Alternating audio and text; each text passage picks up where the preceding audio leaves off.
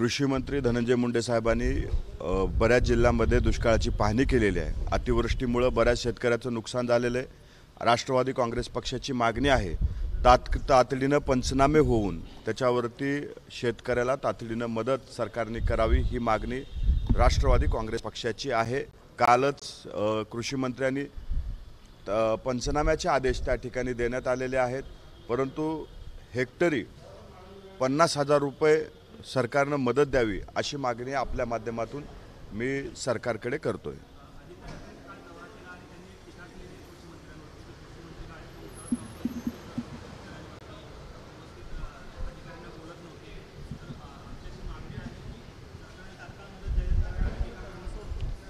आदित्य ठाकरेंनी कदाचित जुन्या कृषी मंत्र्याचे व्हिडिओ पाहिले असतील। काल कृषी मंत्री शेतात बांधावरती होते, ज्या घरामध्ये पाणी घुसलं होतं त्या घरामध्ये कृषी मंत्री जाऊन पाहणी करून आलेत, परंतु उगा टीका करायची म्हणून टीका हे आदित्य ठाकरेंनी करू नये। एखाद्यावरती टीका करत असताना व्यवस्थित माहिती घ्यावी आणि मग त्याच्यावरती टीका करावी। कृषी मंत्री 3 ते 4 जिल्ह्यांमध्ये काल दौरा करून त्यातली ठिकाणची पाहणी करण्यात आलेले आहेत। आदित्य ठाकरे सारखं ते पिकनिक करायला मराठवाड्यात गेलेले नव्हते, ते मराठवाड्याचे सुपुत्र आहेत, शेतकऱ्याचे सुपुत्र आहेत आणि त्यांना शेतकऱ्याची जाण आहे।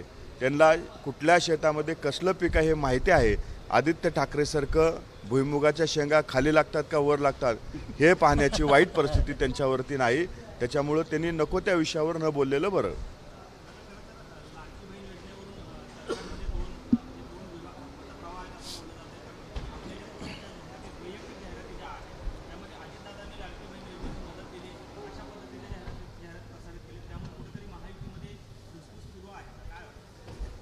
सरकार म्हणून ज्यावेळेस महायुतीची जाहिरात येते त्यावेळेस त्या जाहिरातीमध्ये तिन्ही पक्षाच्या नेत्यांचा फोटो आहे, परंतु पक्ष लेवलवरती ज्यावेळेस एखाद्या योजनेचा प्रचार आणि प्रसार करायचा असतो तर प्रत्येक पार्टी ही वेगवेगळ्या इंडिव्हिज्युअल लेवलवरती करते। आता देवाभाऊ म्हणून भाजपाची जाहिरात आहे, आम्ही आक्षेप नाही घेतला, कारण तो त्याच्या पक्षांचा अजेंडा आहे, पक्षाच्या जाहिराती त्या आहेत, त्यांनी त्यांच्या पद्धतीनं त्याची जाहिरात करावी, परंतु हे जाणीवपूर्वक विरोधकांकडे बोलण्यासारखं काहीच नाही। आज लाडक्या बहिणीला जो प्रतिसाद भेटतोय म्हणून कुठंतरी महायुतीमध्ये भांडण लागावं या उद्देशानं त्यांचं हे चाललेलं षडयंत्र आहे, परंतु महायुतीमध्ये समन्वय आहे, कुठलंही त्याच्यामध्ये एकमेकाबद्दल द्वेष असण्याचं काही कारण नाही।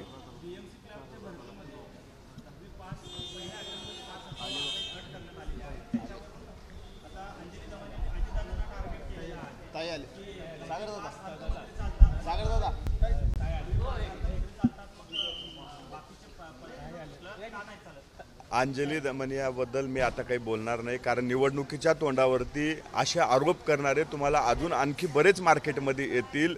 हे निवडणुका झाले की त्यांचा पूर्ण आपण माहिती काढू, हे निवडणुकीच्या तोंडावर बोलून त्यांचं महत्त्व मी वाढवणार नाही, कारण चिखलात दगड मारायचं नाही हे माझ्या राजकीय गुरूनं मला सांगितलेलं आहे, कारण तुमचे कपडे खराब होतील, त्याच्यामुळं मी त्याच्यावरती बोलणार नाही। 100% निवडणुकीच्या तोंडावर जे आमच्या नेतृत्वावरती आरोप होत आहेत याचा अर्थ स्पष्ट आहे की ते कुणाच्या तरी सांगण्याहून चालतात।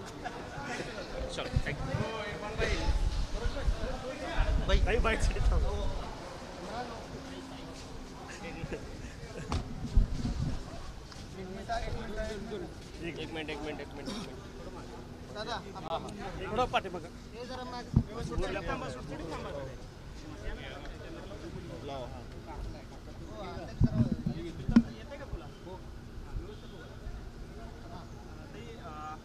काल खरं तर मोठा कार्यक्रम झाला राष्ट्रपतींच्या उपस्थितीमध्ये, आपण तिथे होता। दुसरीकडे मराठवाड्यामध्ये मोठ्या प्रमाणात अतिवृष्टी झालेली आहे, कशा पद्धतीने सरकार या गोष्टींकडे पाहते आणि काय शेतकऱ्यांना मदत मिळू शकते? खरं तर 2-3 दिवस लातूरच्या काही भागामध्ये, तसंच बीड आणि परभणीमध्ये, जालन्यामध्ये काही भागामध्ये 3 दिवस मुसळधार पाऊस आणि अतिवृष्टी त्या ठिकाणी झाली।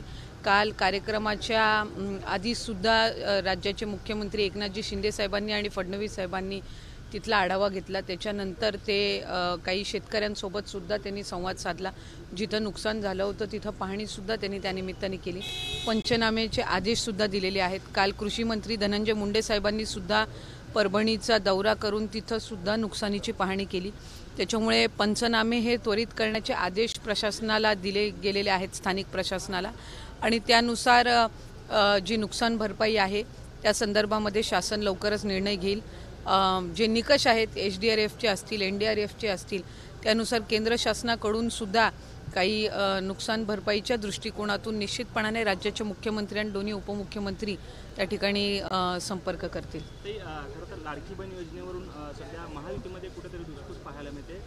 अजितदादांची म्हणजे आपल्या पक्षाच्या जाहिराती आहेत त्यामध्ये ही योजना किंवा हे जे निधी आहे तो आम्हाला अजितदादांनी दिला अशा पद्धतीच्या जाहिराती समोर येत आहेत, तर त्यावरून कुठे आपण एक गोष्ट समजली पाहिजे की ज्या जाहिरातीबद्दल तुम्ही म्हणताय तो एक व्हिडिओ आहे जो पार्टीच्या सोशल मीडियाच्या पेजवर शेअर करण्यात आलेला होता। ते कुठल्याही न्यूज चॅनलवरती ॲड आलेली नाहीये। न्यूज चॅनल्सनी ती पार्टीच्या पेजवरून ती ॲड त्या ठिकाणी प्रसिद्ध केलेली आहे। शेवटी प्रत्येक जण ज्या वेळेला आपापल्या पद्धतीनं योजनेचा प्रसार करत असतात, प्रसिद्धी करत असतात, त्या वेळेला आज अजितदादांनी तो अर्थसंकल्प मांडला। अर्थसंकल्पामध्ये त्यांनी ती योजना घोषित केली। त्या योजनेचं जी संकल्पना आहे ही राज्याचे मुख्यमंत्री एकनाथजी शिंदे साहेब, फडणवीस साहेब आणि अजितदादा या तिघांचीही मिळून त्या ठिकाणी आहे। विभाग म्हणून आम्ही ती जी योजना आहे ती अतिशय यशस्वीपणे राबवण्याचा प्रयत्न करत आहोत। मधल्या कालावधीमध्ये फडणवीस साहेबांच्या प्रमुख मार्गदर्शनाखाली त्यांच्या संघटनेच्या पदाधिकाऱ्यांनी सुद्धा त्या ठिकाणी संवाद सत्र घेतलेलं होतं। त्याच्यामध्ये देवाभाऊ असा त्यांचा उल्लेख करून त्या ठिकाणी सगळ्या त्यांच्या पक्षाच्या कार्यकर्त्या असतील, माता भगिनींनी त्यांना संबोधित केलं।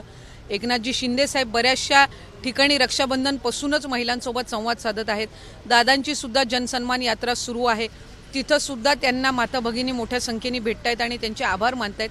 त्याच्यामुळे महायुतीच्या सरकारने जी ही योजना सुरू केलेली आहे या योजनेला महिलांचा अधिकरित्या प्रतिसाद मिळत आहे आणि राज्याचे मुख्यमंत्री, दोन्ही उपमुख्यमंत्री आपापल्या पद्धतीनं अधिकाधिक प्रभावीपणे ही योजना कशी लोकांपर्यंत पोहोचेल, माता भगिनींपर्यंत पोहोचेल याचा प्रयत्न करत आहेत। महत्वाकांक्षी योजना आहे आणि तिन्ही पक्ष वेगवेगळे श्रेय घेण्याचे प्रयत्न करत आहेत। यावरून विधानसभा जी पुढची येणार आहे ती एकत्रित लढतील असं वाटतंय का? कारण एक वेगवेगळं श्रेय घेण्याचे प्रयत्न असतील तर वेगवेगळं पुन्हा लढणार। तुम्ही जर बघितलं तर ज्या वेळेला ही योजना जाहीर झाली त्यावेळेला महायुतीच्या सरकारने आणलेली ही मुख्यमंत्री माझी लाडकी बहीण योजना आहे अशाच पद्धतीनं तिघांकडूनही नेहमीच उल्लेख झालेला आहे।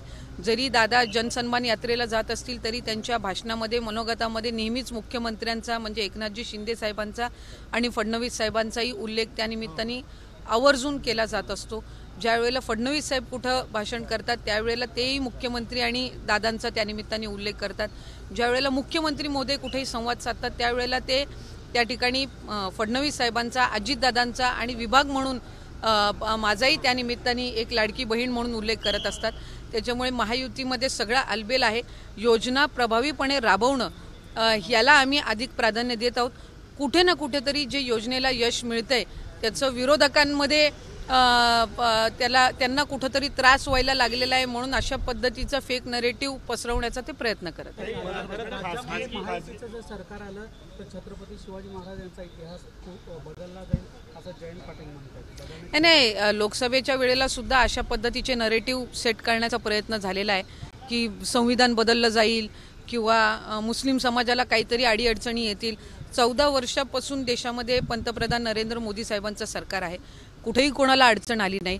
आपलं संविधान डॉक्टर बाबासाहेब आंबेडकरांनी जे आपल्याला दिलेलं आहे ते इतकं भक्कम आहे की ते कोण बदलू शकत नाही, कोणाची मानसिकताही नाही ते बदलण्याचं।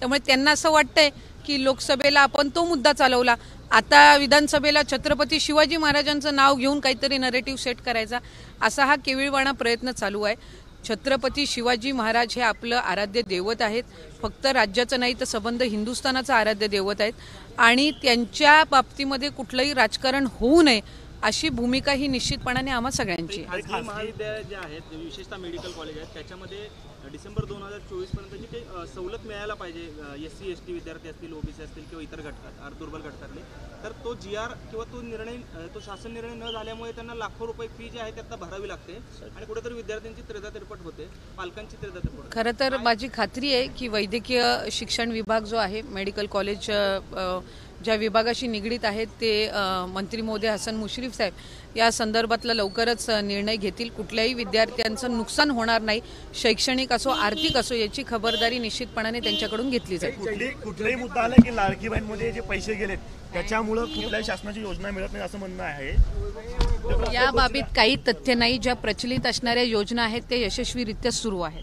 अंजली दमानी असं म्हणतायत की Thank you. अर्थमंत्री राज्याला चालतो, मात्र बीएमसी क्लर्क भरतीमध्ये 10वी पास.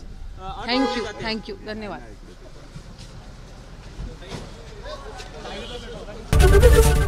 एबीपी माझा, उघडा डोळे बघा नीट.